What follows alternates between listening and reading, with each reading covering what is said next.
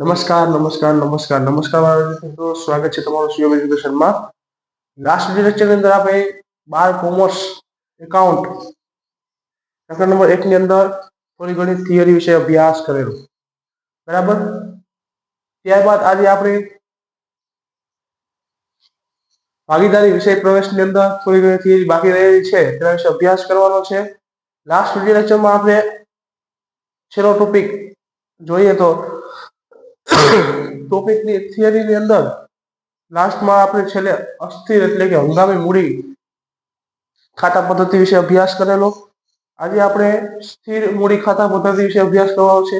સૌ પ્રથમ હંગામી મૂડી ખાતા પદ્ધતિમાં શું આવે? ભાગીદારના મૂડી ખાતા રાખવાની જે પદ્ધતિમાં ભાગીદારની મૂડીની શરૂઆતની બાકી અને આખરની બાકીમાં ફેરફાર જોવા મળે તેને હંગામી અથવા તો અસ્થિર મૂડી ખાતા પદ્ધતિ કહે છે, બરાબર. એ આપણે જોયેલું હતું. એની અંદર ફક્ત ને ફક્ત એક જ ખાતું આવે છે. કયું ખાતું આવે? તો કે મૂડી ખાતું, બરાબર. લાસ્ટમાં આપણે અહીંયા લગી સમજેલા. હવે પછી આપણે આગળ સ્થિર મૂડી ખાતા પદ્ધતિ વિશે સમજવાનું છે, તો ચાલો જોઈએ શું કહેવા માંગે છે સ્થિર મૂડી ખાતા પદ્ધતિ, બરાબર. કે ભાગીદારના મૂડી ખાતા રાખવાની જે પદ્ધતિમાં ભાગીદારની મૂડી શરૂઆત બાકી હોય, ભાગીદારના મૂડી ખાતા રાખવાની જે પદ્ધતિમાં ભાગીદારની મૂડીની શરૂઆતની બાકી અને આખરની બાકીમાં ફેરફાર જોવા ન મળે તો તે સ્થિર અથવા કાયમી મૂડી ખાતા પદ્ધતિ કહેવાય. શું કીધું? સ્થિર મૂડી ખાતા પદ્ધતિને કે ભાગીદારના મૂડી ખાતા રાખવાની પદ્ધતિને જે પદ્ધતિમાં ભાગીદારની મૂડીની શરૂઆતની બાકી અને આખરની બાકીમાં ફેરફાર જોવા ન મળે, બરાબર. ભાગીદારના મૂડી ખાતા રાખવાની પદ્ધતિમાં જે પદ્ધતિમાં તમે ખાતું રાખો એમાં શરૂઆતની મૂડી અને આખરની મૂડીમાં કોઈ પણ પ્રકારનો ફેરફાર જોવા ન મળે તો તેને સ્થિર અથવા કાયમી મૂડી ખાતા પદ્ધતિ કહેવાય. ઉદાહરણ તરીકે શરૂઆતની મૂડી 1,50,000 છે અને આખરની મૂડી 1,50,000. આ મૂડીની વાત થઈ. હવે બાકી કીધી છે, શરૂઆતની બાકી આપણે બાકી લઈએ તો શરૂની બાકી 1,00,000 છે અને આખરની બાકી 1,00,000 છે. આમાં કોઈ પણ પ્રકારનો ફેરફાર થતો નથી. તો આ કેવી મૂડી છે? કાયમી મૂડી, કાયમી મૂડી અથવા તો સ્થિર, બરાબર કહી શકાય. હવે શું કીધું કે આ પદ્ધતિમાં ભાગીદારીની પેઢીના ચોપડે મૂડી ખાતા અને ચાલુ ખાતા બનાવવામાં આવે છે, જેનો નમૂનો નીચે મુજબ છે. શું કીધું કે આ પદ્ધતિમાં ભાગીદારના ચોપડે ચાલુ ખાતા અને મૂડી ખાતા બનાવવામાં આવે છે, જેનો નમૂનો નીચે મુજબ છે. પહેલા તો શું કીધું કે ભાગીદારના મૂડી ખાતા રાખવાની જે પદ્ધતિમાં ભાગીદારની મૂડીની શરૂઆતની બાકી અને આખરની બાકીમાં કોઈ ફેરફાર જોવા ન મળે ની શરૂઆતની બાકી ની એકાઉન્ટ ની શરૂઆતની બાકી અથવા આખરની બાકીમાં કોઈ પણ પ્રકારનો ફેરફાર જોવા ન મળે તેને સ્થિર અથવા કાયમી મૂડી ખાતા પદ્ધતિ કહે છે, બરાબર. ક્લિયર? પછી આ પદ્ધતિમાં ભાગીદારી પેઢીના ચોપડે એક તો મૂડી ખાતું અને ચાલુ ખાતું બનાવવામાં આવે છે, જેનો નમૂનો ક્યાં છે? નીચે મુજબ છે. ચાલો પેલા મૂડી ખાતાનો નમૂનો. મૂડી ખાતાનો નમૂનો આપણે અગાઉ જોઈ ગયા હતા. ક્યાં? તો કે સ્થિર અથવા હંગામી મૂડી ખાતા પદ્ધતિની અંદર આપણે ડીપમાં જોઈ ગયા હતા. એટલે અત્યારે ખાલી બાકી આગળ લઈ ગયા, જમા બાકી આગળ લાવ્યા, બરાબર. આગળની કોઈ મિલકત ગયા વર્ષની હોય તેને આ વર્ષે લઈ આવી તો શું થાય? બાકી આગળ લાવ્યા થાય, બરાબર. અને મૂડીમાં વધારો એ મૂડી ખાતામાં જમા બાજુ આવે. બાકી આગળ લઈ ગયા એનો ટોટલ મારો આ બાજુ, આમાંથી આ બાજુનો બાદ કરો, જમા બાજુ ટોટલમાં ઉધાર બાજુ ટોટલ બાદ કરી જે વધે એ બાકી આગળ લઈ ગયા, જમા બાકી નીકળે આપણી, બરાબર. ક્લિયર? ત્યારબાદ ચાલુ ખાતું. ચાલુ ખાતુંમાં વિગત રકમ, વિગત એબી, જમા અને ઉધાર, આવી રીતે ખાતું આવે, બરાબર. હવે તો કે બાકી આગળ લઈ ગયા, ઉધાર બાજુ પણ આવે અને જમા બાજુ પણ આવે. કેમ કે આ મૂડી ખાતાની બાકી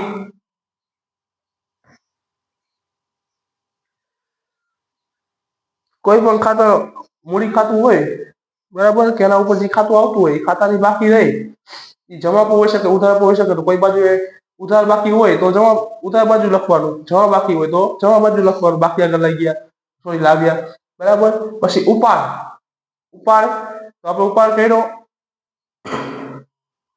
એટલે ઉપાડ એ બાજુ આવે, ઉપાડ પર વ્યાજ એ પણ વ્યાજ આવશે. પછી ચાલુ મૂડી પર વ્યાજ એ પણ વ્યાજ આવશે, વેચી પાછળ નફો ત્યાં આવશે, બાકી આગળ લઈ ગયા જમા બાકી આવશે. રેડી? અહીંયા શું આવે? મૂડી પર વ્યાજ. જ્યારે સ્થિર મૂડી ખાતા, સ્થિર મૂડી એને કહે, જ્યારે તમને કોઈ પણ દાખલાની અંદર આ ચેપ્ટરમાં ને આ ચેપ્ટરમાં ખાતા આવતા જ નથી, પણ કોઈ પણ દાખલાની અંદર તમને જ્યારે ખાતા કે કોઈ આપેલું હોય ત્યારે હંમેશા ને હંમેશા તમારે શું કરવાનું રહેશે? તો ફક્ત ને ફક્ત તમારે, સોરી, જ્યારે તમને બે ખાતા આપેલા હોય, મૂડી ખાતું ચાલુ ખાતું બે દાખલા ગણવાનું કીધું હોય, બનાવવાનું કીધું હોય, ત્યારે ભાગીદારની મૂડી હંમેશા મૂડી ખાતામાં લખાશે, નહીં કે ચાલુ ખાતામાં. રેડી? ભાગીદારની મૂડી હંમેશા ક્યાં લખાય? મૂડી ખાતામાં જ લખાય, ચાલુ ખાતામાં લખી શકાય નહીં. ચાલુ ખાતામાં ફક્ત ને ફક્ત મૂડી પર વ્યાજ આવશે, અને ચાલુ મૂડી પર વ્યાજ, પગાર, બોનસ, કમિશન કે મહેનતાણું, બરાબર, નફો, વેચી પાછળ નફો, જે જાવ આપો હોય જમા બાજુ હોય, આ આપો હોય ઉધાર બાજુ. રેડી? આમાં કઈ ફેરફાર તકલીફ કઈ હોય તો કહી દીધું. આ બધા ફોર્મેટ છે કે તમારે થિયરી છે, આ તમારી રીતે વાંચવાની, એમાં કઈ સમજવા જેવું કઈ છે ને એટલે અગદી નથી. ખાસ દાખલા છે એમાં આપણે બહુ ધ્યાન આપશું, બરાબર. આ ખાતા તો શું તમે એકવાર જોઈ લ્યો, સમજી લ્યો તો આવડી જાય. હવે ભાગીદારનું ચાલુ ખાતું, બરાબર, ભાગીદારનું ચાલુ ખાતું. ભાગીદારનું ચાલુ ખાતું કહેવાય કોને? તો કે ભાગીદારી પેઢીમાં સ્થિર મૂડી ખાતાની પદ્ધતિમાં ભાગીદારના કાયમી મૂડી સિવાયના અન્ય વ્યવહારોને નોંધવા માટે ખાતું તૈયાર કરવામાં આવે તેને ચાલુ ખાતું કહે છે. શું કીધું? ભાગીદારના સ્થિર મૂડી ખાતાની પદ્ધતિમાં ભાગીદારના કાયમી મૂડી સિવાયના અન્ય વ્યવહારો નોંધવામાં આવે જે ચાલુ નોંધવા માટે જે ખાતું તૈયાર કરવા માટે ચાલુ ખાતું કહે છે. કે ચાલુ ખાતું શા માટે તૈયાર કરવામાં આવે? તો કે ભાગીદારી પેઢીમાં સ્થિર મૂડી ખાતા પદ્ધતિમાં ભાગીદારના કાયમી મૂડી સિવાયના, એટલે કે ભાગીદારની જે કાયમી મૂડી રહી, બરાબર, સ્થિર મૂડી રહી, એના સિવાયની જે પણ નોંધ કરવામાં આવે, નોંધ કરવા માટે જે પણ ખાતું બનાવવામાં આવે તેને શું કહેવાય છે? ચાલુ ખાતું કહેવાય છે. રેડી? ચાલુ ખાતું મને ખબર પડી ગઈ કે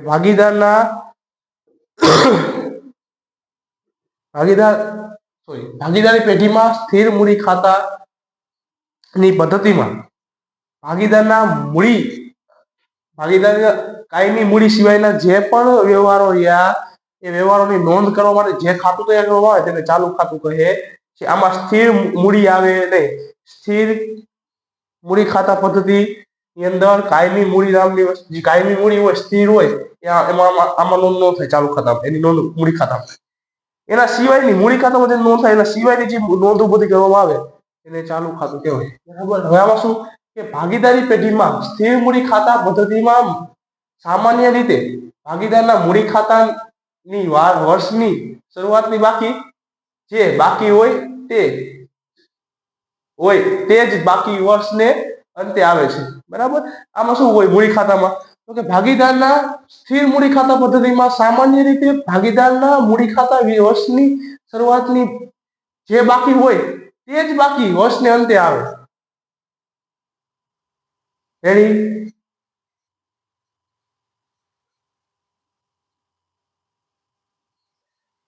ચાલો, તો શું કીધું કે ભાગીદારી પેઢીમાં સ્થિર મૂડી ખાતા ખાતાની પદ્ધતિમાં સામાન્ય રીતે ભાગીદારના મૂડી ખાતાની વર્ષની શરૂઆતની જે બાકી હોય તે જ બાકી વર્ષને અંતે આવે. તો કે મૂડી ખાતા પદ્ધતિમાં શું હોય? ભાગીદારનું મૂડી ખાતામાં શું હોય કે ભાગીદારી પેઢીમાં સ્થિર મૂડી ખાતા પદ્ધતિમાં સામાન્ય રીતે ભાગીદારના મૂડી ખાતાની વર્ષની શરૂઆતની બાકી હોય તે જ બાકી શું થાય? વર્ષની આખરની બાકી બની જાય, કે અંતે એ જ બાકી નીકળતી હોય તો તેને મૂડી ખાતા કહે છે. હવે નોંધ કરીને તમને નિયમો આપેલા છે, નોંધ આપેલી છે, બરાબર. તો આપણે નિયમો ભણી લઈએ. પેલો નિયમ છે મૂડી ખાતાની હંમેશા જમા બાકી હોય. મૂડી ખાતાની હંમેશા કેવી બાકી હોય? જમા બાકી. જવાબ જમા બાકી. એની ક્યારે ઉધાર બાકી ન આવે, હંમેશા કેવી બાકી આવે? જમા બાકી આવે, બરાબર. ચાલુ ખાતાની ઉધાર અને જમા બાકી બંને હોઈ શકે.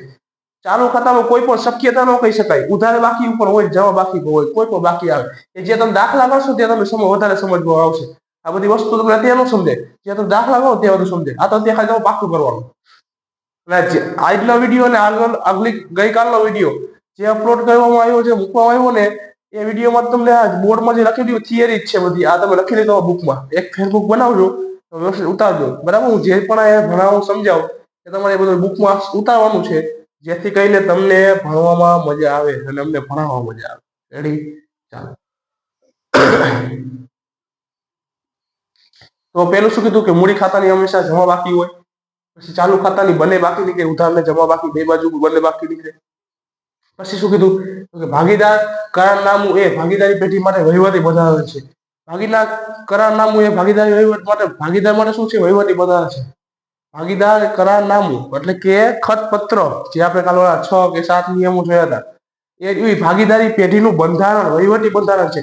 જ્યારે ભાગીદારી પેઢી જોડાય, કે ભાગીદારો એક પરસ્પર જોડાય અને સહમતથી ભાગીદારી પેઢી બનાવે, ત્યારે વહીવટી બંધારણ તૈયાર કરવામાં આવે, કરારનામું કરવામાં આવે કે ભાઈ આ નિયમ મુજબ આપણે આ ધંધામાં કામ કરવાનું છે, બરાબર. તો એ બંધારણ છે.